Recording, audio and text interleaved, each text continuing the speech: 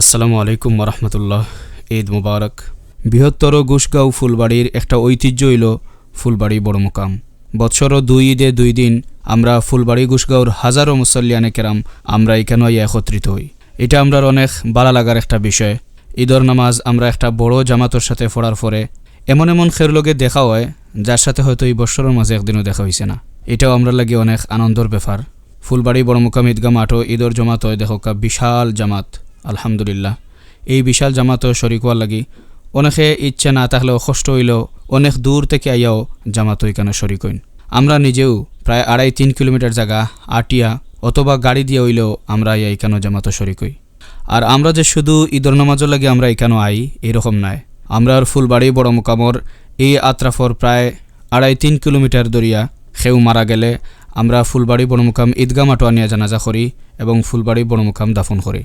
আর এই সুবাদেও আমরার মৃত ব্যক্তিসকলের জিয়ারতর লাগিয়া আমরা প্রায় সময় ফুলবাড়ি বড় মুকাম হওয়া লাগে।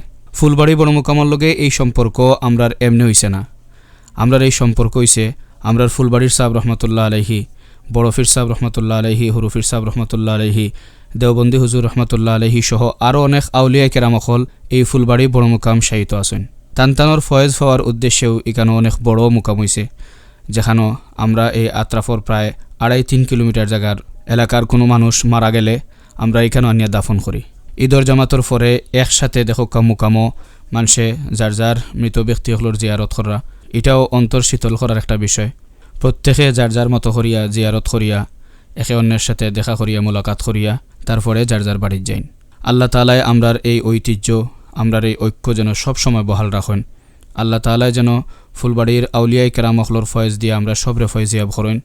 আর এই ফুলবাড়ি বড় মুকামর যারা দায়িত্বশীল হল আছেন এই একটা ইন্তেজাম দরিয়া রাখতে হইলে অনেকে দায়িত্বশীল ভূমিকা পালন করা লাগে। আর এটা যারা করিয়া যাইরা আল্লাহ তাআলা তারারে জাযায়ে খায়ের দান করুকা।